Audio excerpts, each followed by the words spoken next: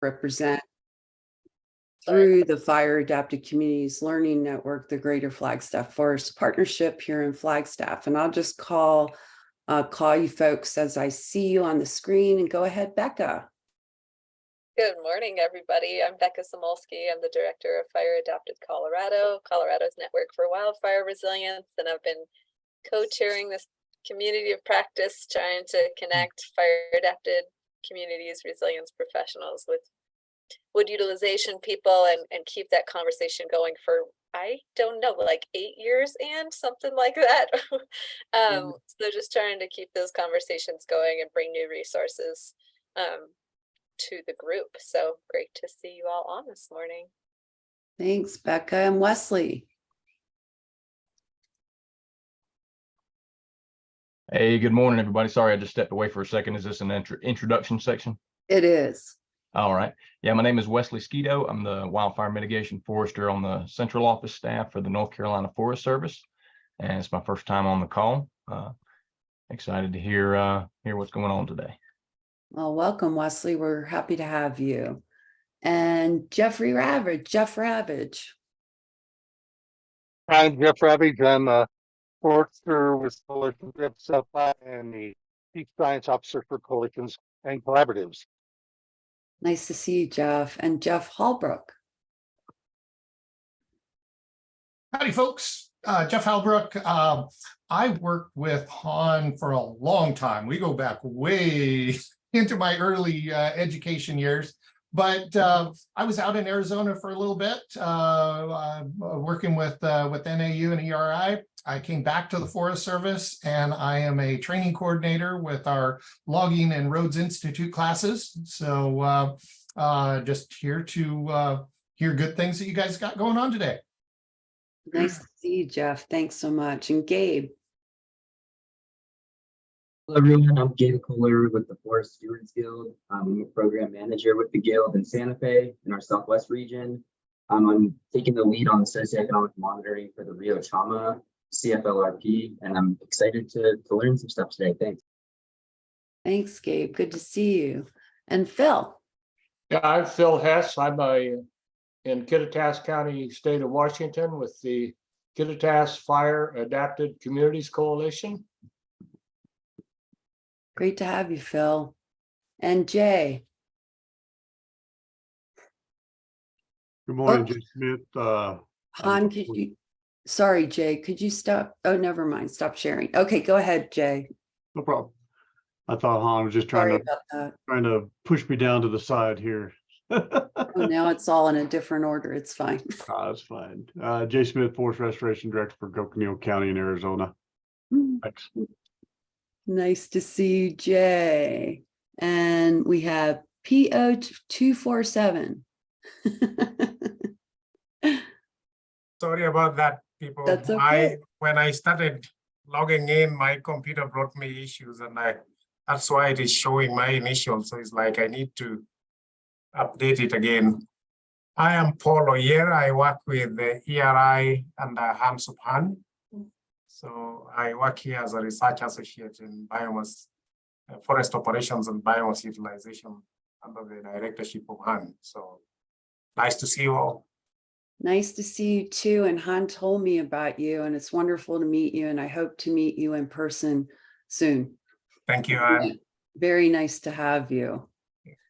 And Maria.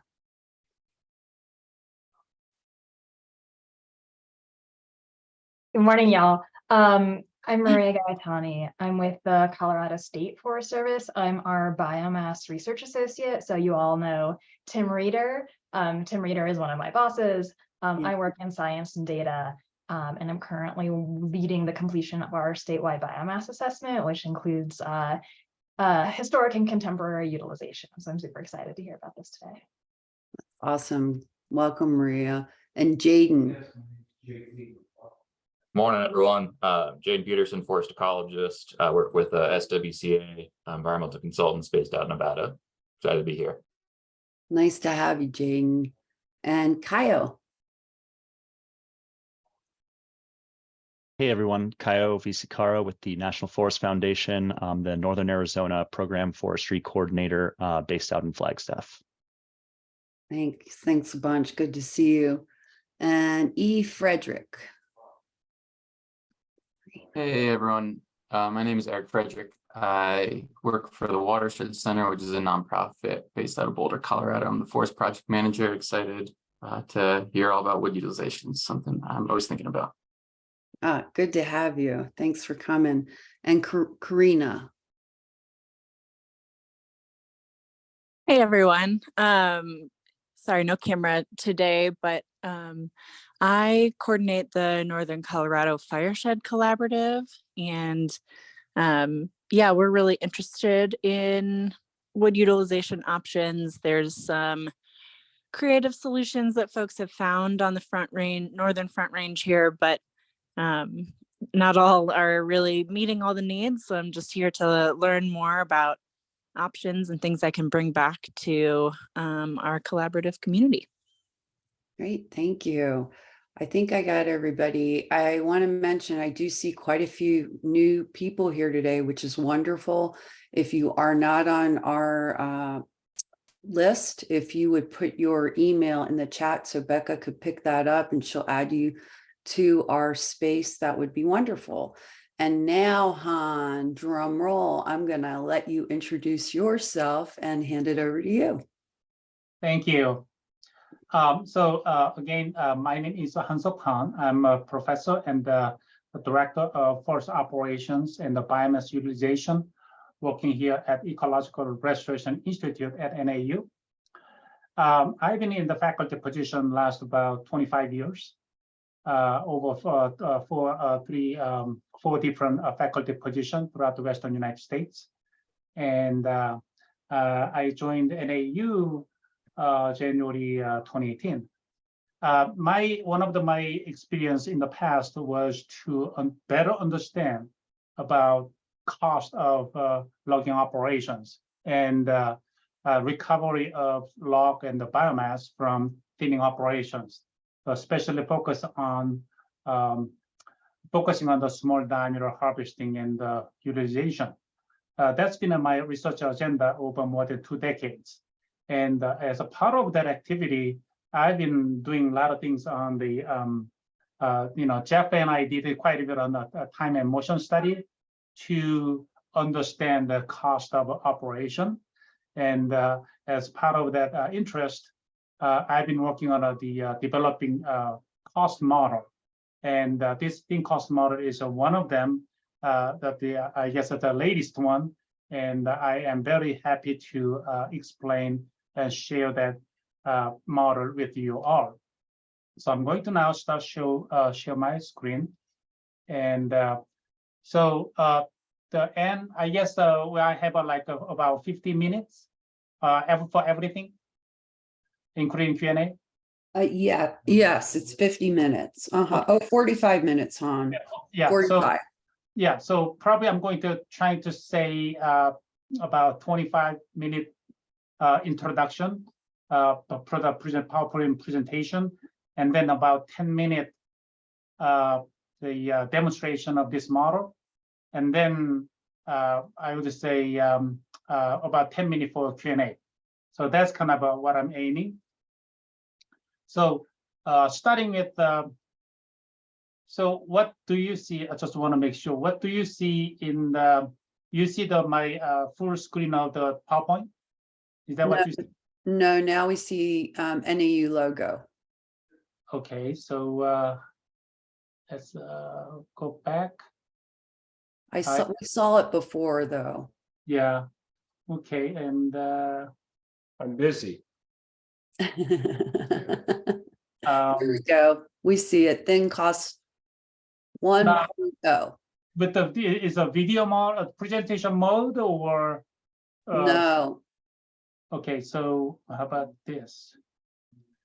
Okay, let me stop sharing, and then I guess it's been a while using the. How about now? That's it. You got it, Han. Okay. All right. Perfect. All right. So, so this model, was developed for anybody who wants to estimate the cost of the thinning operations, including in-wood stump to truck operation, transportation, and biomass operations. So I think this model has been reviewed by logging contractors and researchers. So I think we are ready to release that model to the public. I'd like to start with, I'd like to acknowledge lead author of this model, Hisor Chang. Hisor Chang was my grad student working here at Northern Arizona University. And as a part of his master's study here at NAU, he did a literature synthesis on the thinning cost for last 4 years and throughout the Western United States. And after completion of his the master's degree here at NAU, he was hired by ERI, Ecological Restoration Institute, to work on the developing this ThinCost 1.0 model. So this is what he did. Anyway, that was I just want to recognize his work here. Now I'd like to I'd like to start my presentation by a little bit of background on why we developed this model. A picture on the right, you see that there are two photos showing the forest conditions before and after thinning treatment. If you look at the picture bottom, that is the forest conditions after thinning, trees are not more spaced apart, and a small diameter trees, the trees been removed. So the remaining tree probably much healthier, and the fire danger level would be significantly reduced. We do this kind of a thinning treatment using the heavy equipment, forest harvesting machines. But the economics of the thinning operations oftentimes in question because we use very expensive heavy equipment, forest machines. But the thinning produce the small diameter wood that has very low or no market value. And also, thinning cost is very difficult to figure it out because thinning cost can be changed significantly based on only one or two, only few key variables like tree size, machines, skidding distance, all that. It can be changed significantly. So it is not easy to figure it out. And so there's been a demand and interest developing getting some kind of a tool that can be used to accurately estimate the thinning cost, including stump to truck thinning operation and transportation. And we also thinking that model can be quickly, effectively used to evaluate the economic feasibility of many different thinning treatment scenarios to develop some cost-effective forest thinning plan. So those are the ideas of why we developed this ThinCost 1.0 model. Before going on my presentation, I also like to briefly go over some harvesting systems used in the Western United States. I know many of you are very familiar with logging harvesting method and the machines and systems, but I think it is probably a good idea for us to go over some basics again here, so that you all can see that how those information, logging machine information is incorporated into our ThinCost model. So there are typically three harvesting methods commonly used in thinning operation in the Western United States. They are whole tree, cut length, and tree length method. Okay, start with the whole tree harvesting method. Here is the fellow buncher felling the tree and creating the bundle of trees that ready for extraction. And the skidder coming in, grab those bundle of trees, drag them out to the landing area or a roadside where the trees are processed to produce the log and the biomass. One thing I like to say that here, in this whole tree harvesting method, we have a whole tree harvesting method option for biomass to be recovered for bioenergy or any kind of use. The second common harvesting the system used in thinning operation is a cut length. Cut length has two machines, harvester and forwarder, to complete the job from tree felling all the way to the loading the log onto the truck. So this harvester does felling and delimbing and bucking at the stump, and leaving all the short logs, typically 16.5 feet long log or smaller, shorter, along the forwarding trail. Picture on the small picture on the top right, you see that the also beside the log on the ground, you also see the pile of the slash, along that the forwarding trail. So the forwarder, when the forwarder follow to pick up those logs, forwarder traveling on this slash mat to minimize impacts on soil and squeeze the crash, also by crashing that slash onto the ground, which will facilitate the decomposition process of those slash, and also reduce the fire danger too. So that being said, in the cut length system, generally this biomass is not recovered for anything, left on site. So forwarder again follow the picking up those logs and carrying them out to the landing area, and also forwarder can load log onto the truck. So that's a cut length system, cut length harvesting method. The last one, tree length method.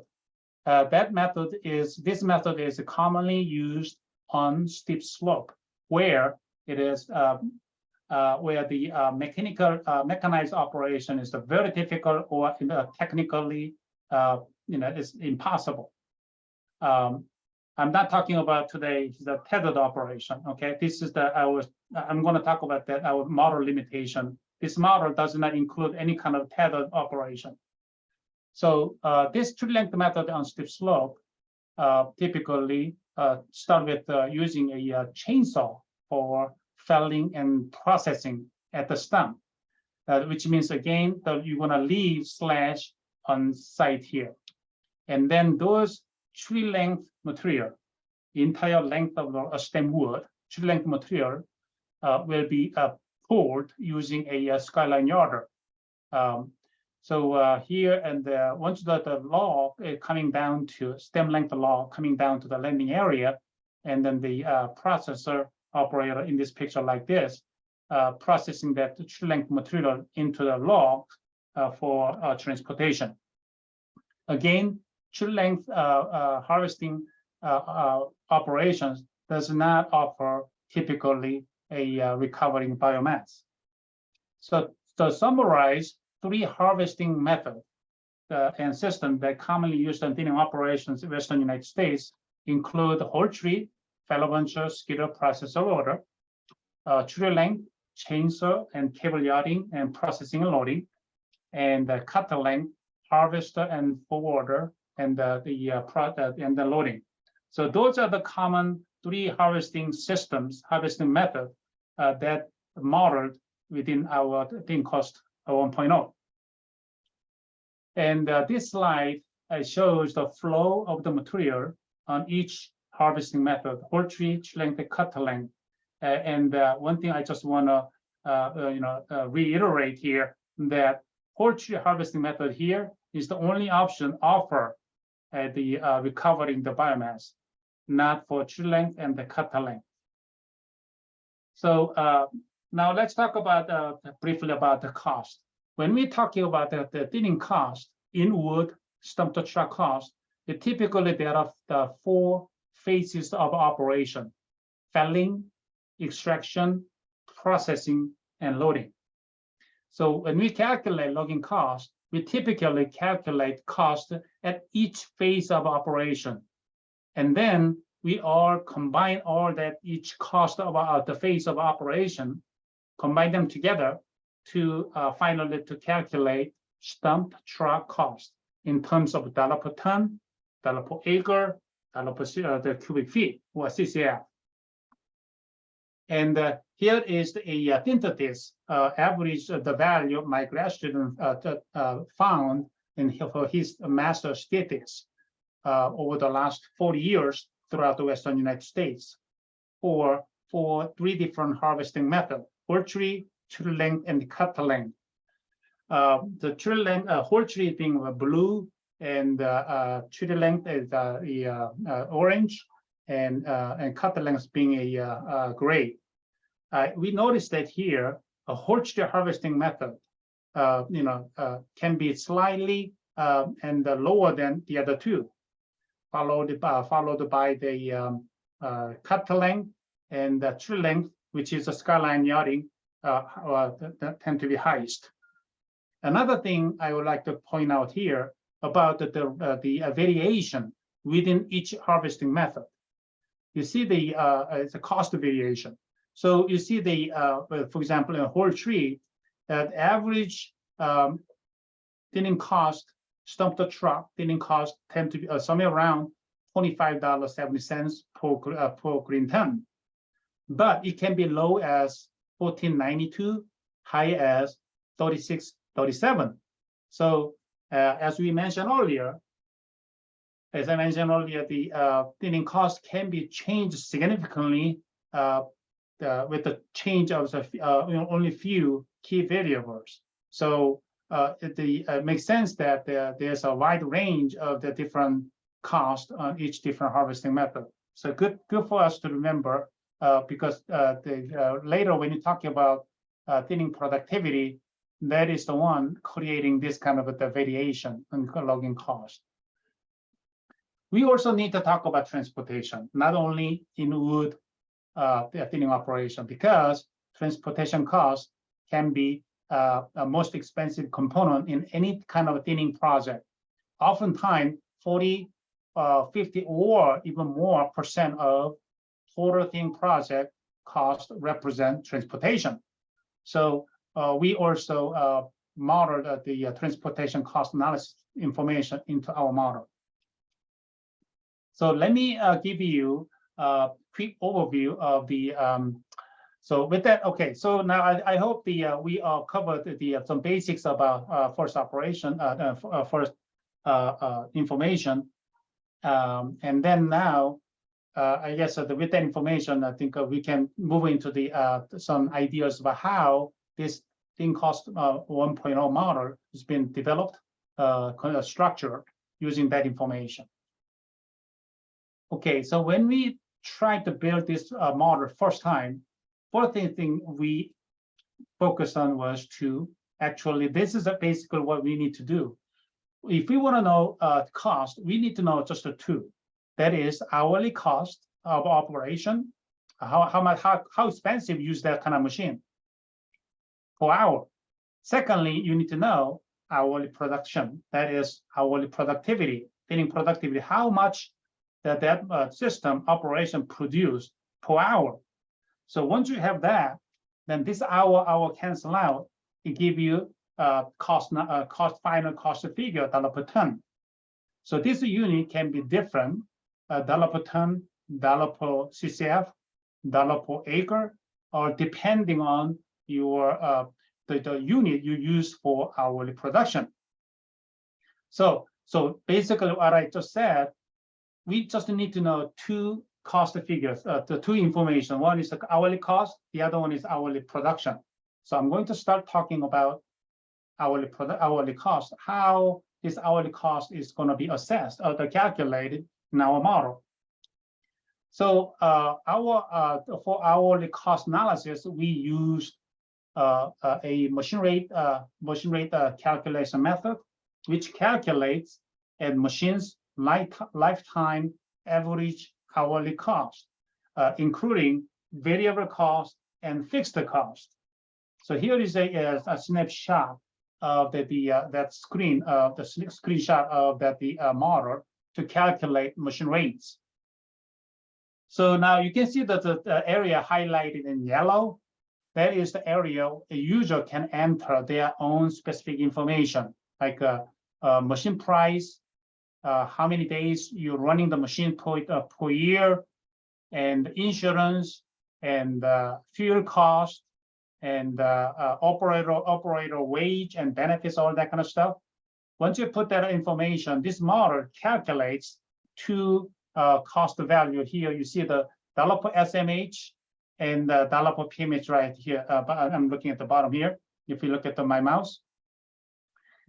So this dollar per SMH shows hourly cost. Shows for with the no with including delays, and the dollar per PMH figure shows hourly cost with no delay. So machine rate calculate this is how we calculate hourly cost. This hourly cost information is relatively straightforward to calculate once you collected that basic information. Very difficult part, most challenging part in the cost analysis of the thinning operation is to understand about thinning productivity. That is the most challenging part. And in our model, we used 3 different units of the production: ton per hour, CCF per hour, and acres per hour. That is how we express about thinning productivity. But this thinning productivity, as we mentioned earlier, is so different depending on the stand variable, harvesting variable. So different. Is it not easy to figure out? That is the really most challenging part in any kind of a cost, logging cost analysis. And the regulation, the way we did in this model was to utilize the order regression equations that were developed and published in a journal in the past. Here is some example of the regression equations developed and published in the past for chainsaw, fellow buncher, and harvester. So this is the model researchers in the past to estimate the thinning productivity for felling in this case. So this model, all the equations we synthesized, combined, allow us to identify some key variables. And then with that, the key variables, we come up with some numbers based on the user inputs. I'm going to talk about the user input in a minute here, in a second here.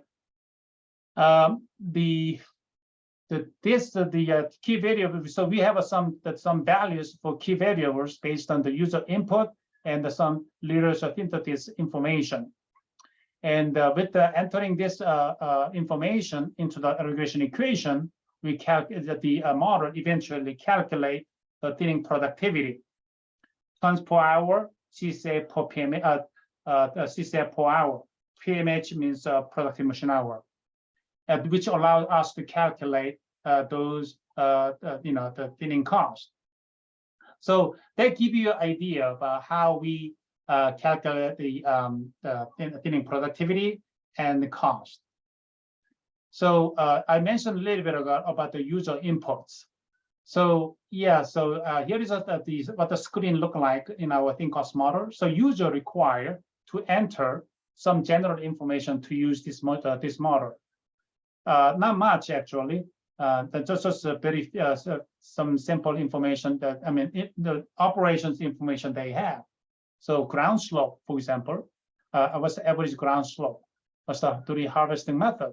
I mentioned about cut length, orchard and tree length, and the small and top diameter. So you're cutting that each tree, you're processing the log into the 4-inch top, 3-inch top, the 0 and the 4-inch and the 6-inch top, and then a log type saw log only, saw log pulpwood, and the biomass.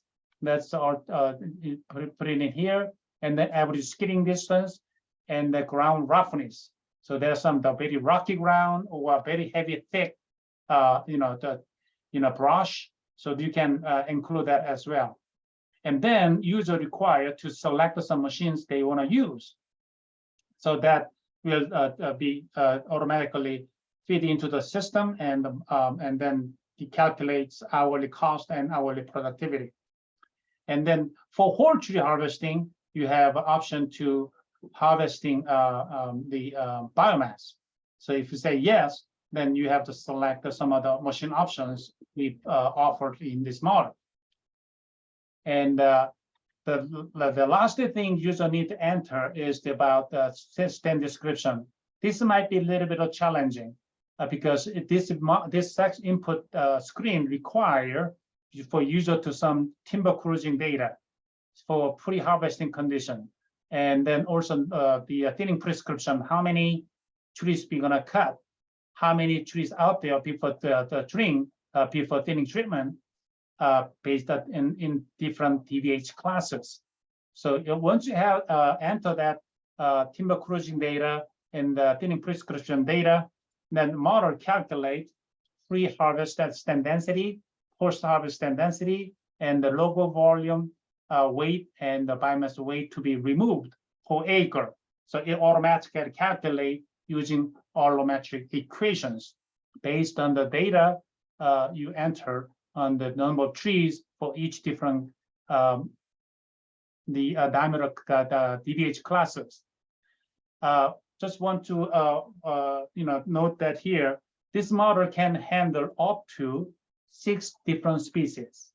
So ponderosa pine, Douglas fir, incense cedar, white fir, sugar pine, and western white pine.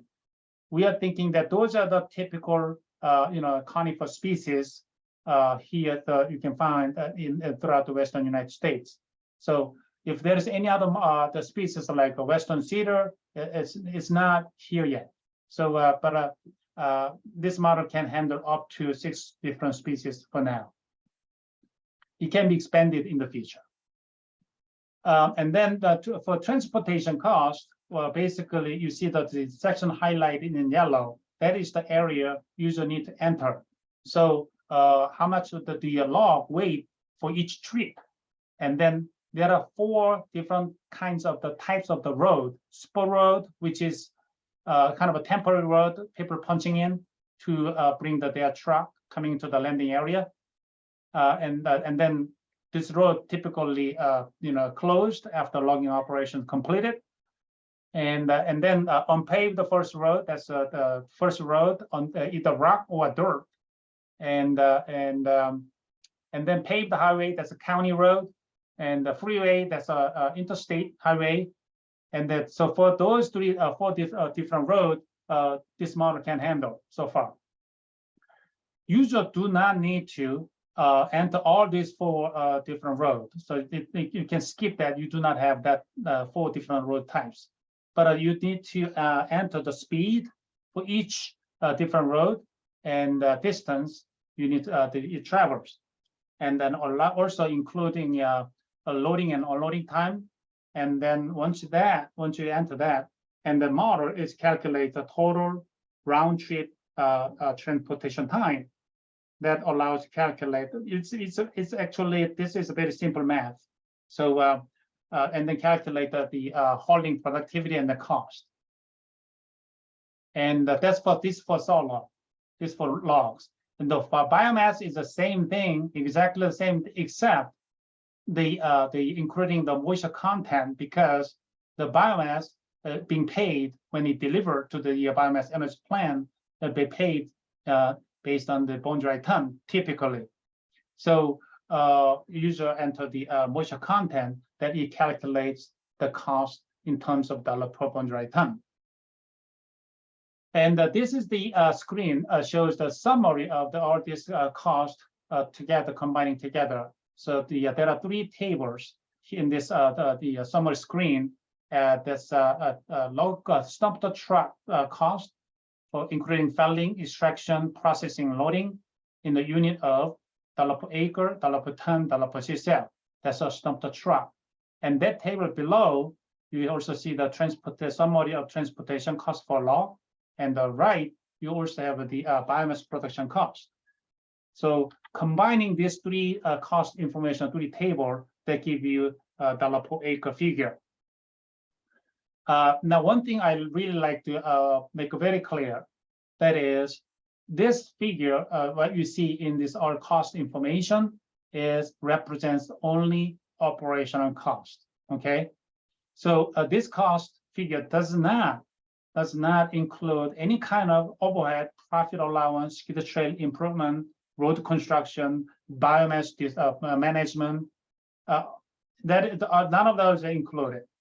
So this is strictly operational cost for thinning from stump to truck all the way to the hauling the material to forest products manufacturing facility. That's it, with no other items included. So with that idea, I'm going to now, let's see if I can take you to tour on this model. So do you see my Excel file now? Excel screen? Yes. Okay, thank you.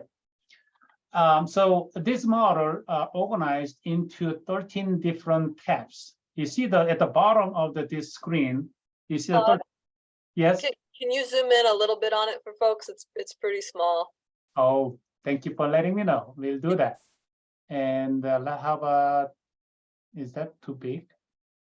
How about now? Can you see better? Yeah, you could probably go to 150, Han. Right now it's a 200. Yeah, maybe 150. It might be a little bit, then more will be on the screen. Oh, I see. How about now? Yeah, I think that's okay. Okay. I'm sorry, it's straining on your eyes to look at this tiny screen here, tiny the font here. If you look at the bottom of this screen, there are 13 different tabs to organize this information, starting with introduction, definition used in this model, input screen, that is the one probably user needs to spend more time on more than anything else. And then cost summary, the one you start to look at, motion rates, I explained. We have a felling, extraction, processing, loading screen for productivity. And then we have a chipping and grinding, that's a biomass. And then we have a transportation. And then we have a tree volume estimation using allometric equation. And the last tab is included references. So those are the things included in the model, but we, trying to use a different tab to organize so that user can really, it's not overwhelming for user to see everything is on one screen, one spreadsheet here. So the introduction, again, it explains about what's the objective of this model and some assumptions used in this model.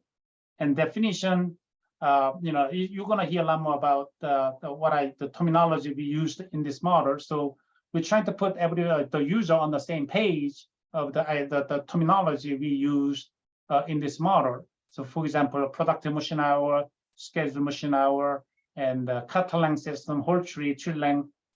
You can see what we mean by that.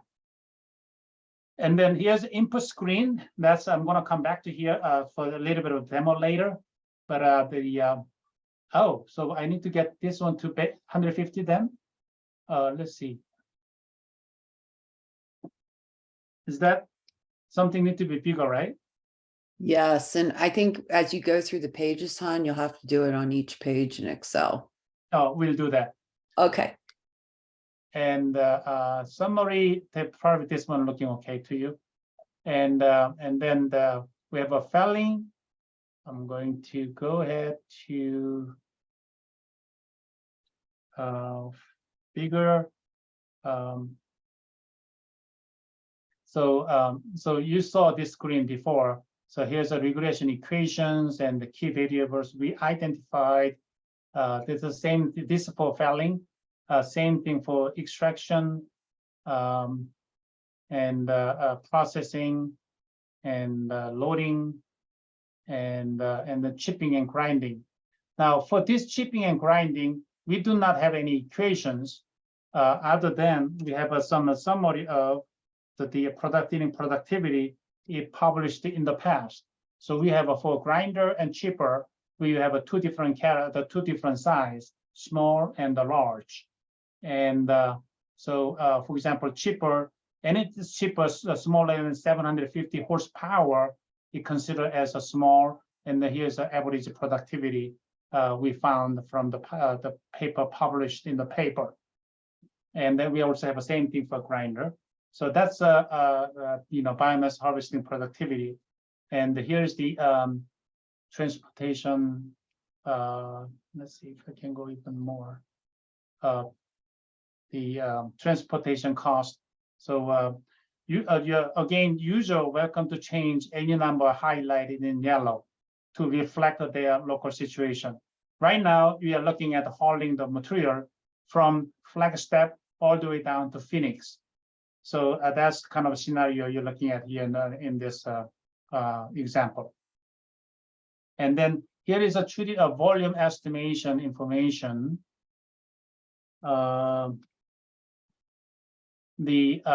So you don't have to look at this one, but if you look at this function top right here, you see the formula here. That is of the allometric equation. So we use that allometric equation we found from the references to estimate the volume of for different species in different DVH category and different small top diameter they harvesting. So that's kind of that. And then last tab, it shows the references. This is the publication. Let's see if I can go a little bit further. We pulled that out and then used a lot of equations you see in the model came from this source of the publications. So now I'm going to take you to the input screen, and they give you a little bit of a tour what you would need to do to be able to use this model. So now all you see here is okay. So right now as I enter, so okay, you can put the enter 10 or 15%, and then whole tree, select the whole tree or tree length or cut length. You select. As soon as you select different, you see that this motion options automatically change. So so whole tree, you get, for example, now fellow venture, this or this, and then actually we have an option to change either the whole tree. You have a chainsaw, fellow venture track-based, fellow venture robot tire. You can select, and then we have a self-leveling capacity, yes or no, because that affects the thinning productivity. And the skidder, we have a robot tire, or you have the track-based. Also, you can use also cable yarder. And then we also for the processor, we have a pull-through delimiter, the angle head processor, and also some small chipper here included here too. And then you have a loader default, truck, logging truck default, and going back here, we have a small end top diameter, small end tree top diameter, 0, 4-inch top or 6-inch top. You can select. And for here, logo types, saw log only, or pulpwood wood and saw log. And then you have an average skidding distance. You can actually type it here about, let's say 300 feet average. Okay, 300 feet skidding distance. And then ground roughness, that is we have a 1, 2, 3, 4, 5. And that is depending on how much of the barrier, like a thick brush or lots of rock or a high stump, you can enter that ground roughness classes here. And then that actually information is some explanation is right here. So this shows about what information, what roughness class you need to enter there. And then if we have a biomass harvesting, if you say yes, then you're going to have that one, and then you have a selection for option for either chipper or grinder, small or large, and you have that option. Now here is and then here's the thinning prescription data a user need to enter. So for each different species and for different DBH classes. And then it will automatically calculate, this model will automatically calculate this the information and using allometric equation. So anyway, with that idea, you don't have to do anything. You just go to the look at the summary table, then you got a figure right there. You are welcome to change around this number and then go back here, look at to see how costs have been different. So you can do a very kind of simple, very simple sensitivity analysis to feasibility, to assess the feasibility, and also the price change based on some key variables right here. So using different equipment, different skidding distance, different ground slope, different tree top diameter, you can test all that very quickly by entering different number here in the input screen. So I think hopefully that give you a rough idea about what this model look like. And then now I'm going back to my PowerPoint presentation. I have one more slide to cover. So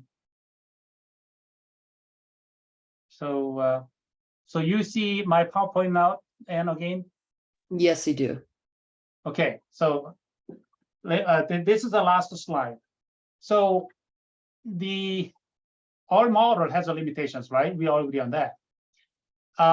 The few limitations that I'd like to highlight here in this model. This model is limited only for U.S. West forest because U.S. West, because all the equations we compiled and put it into the model it came from this U.S. West operation, so it does not apply to some other region. This is only for thinning. So all the equations we use came from the thinning operations. So no clear cut the cost analysis can be performed using this model. And then our next step is to include the tether. That's why we call ThinCost 1.0 with an indication that we are planning to move on to including tethered operation as those tethered operation become equations available. I'm not sure how many of you are familiar with it, about tether operation. That is basically we're putting the heavy mechanized operation on steep slope, like even up to 75% ground slope, using some cable assisted, operation. So that's becoming very common throughout the Western United States on the steep slope. So that's coming, but as of now, that is not included in this model. And as you saw, this model can handle only up to 6 different species. So to calculate the amount of the volume per acre. The last but not least things, we all know that we all used to say that garbage in, garbage out, right? In model, any model exercise, right? So your presentation,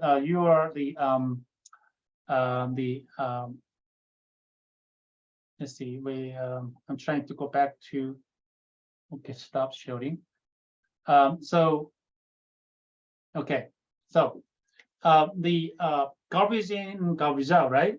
So the quality of the output you're gonna see in this model is highly depending on the quality of the data you're gonna enter for this model. So that is the kind of I like to we all know that, and I just wanna highlight that.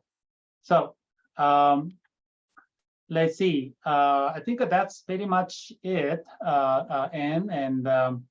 If you are interested in getting into this model, please email me. And I need to put my email address here in the chat box, and I will send you a copy. This is a public domain model developed using tax dollar, so anybody can use it. And when you use it, we'd love to hear from you about how difficult, how convenient, what other things is something can be improved. I love to hear any feedback from you, and then we will keep working on to improve the functionality and then the some friendly use for anything. We will keep working on it. So with that, and the end, I getting back to you now. Thanks, Han. That was incredibly interesting. I'd like to say that I was thinking the same thing, that when we do projects, we could actually help ground truth your model. So I think it'd be really interesting to do that. But there were a couple questions in the chat, Han. One is from Jeff Ravage, and it says, where do we enter current diesel costs? Oh, that is the machine rate. Let me put my chat box first of all. Let me put the to everyone, and here is my email address if anyone wants to have a copy. So okay. Let me share that screen, the model. So now you see the model again? Yes. And the machine rate, that is actually one of the things we're trying to make easy for everybody. So you all calculate hourly cost analysis here. That is like you can see the line number. You said the fuel cost. The line number 34.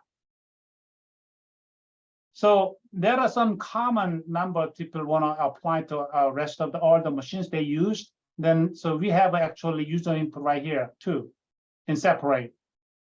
So once enter this information here, that applies for the rest of the all the equipment. So there are two areas you can enter the fuel cost here or at the bottom here.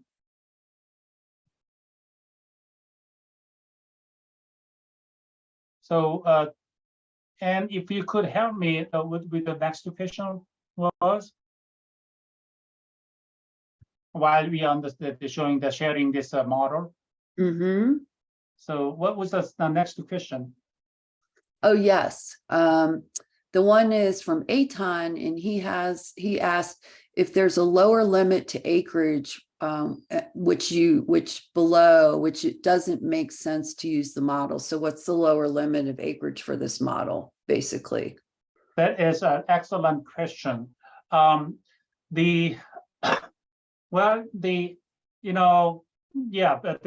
Like the wildland wildland urban interface, that kind of a small scale operation.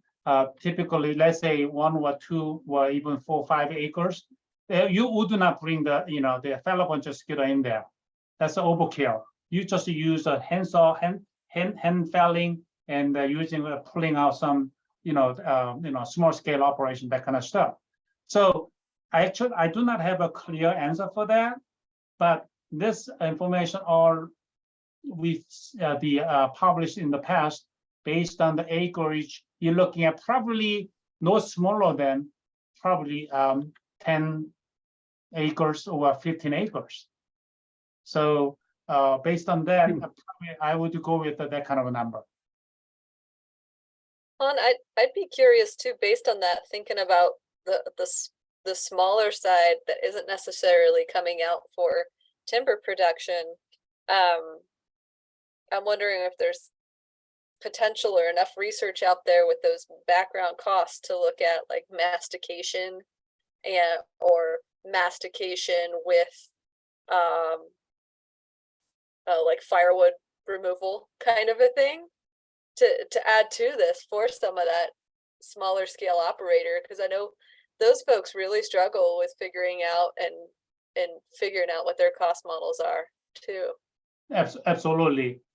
I looked at the mastication small scale operation. Actually, one of the member here Jeff Holbrook, that was his master's study he did 20 years ago. Jeff, do you have any comment on that about the small scale operation?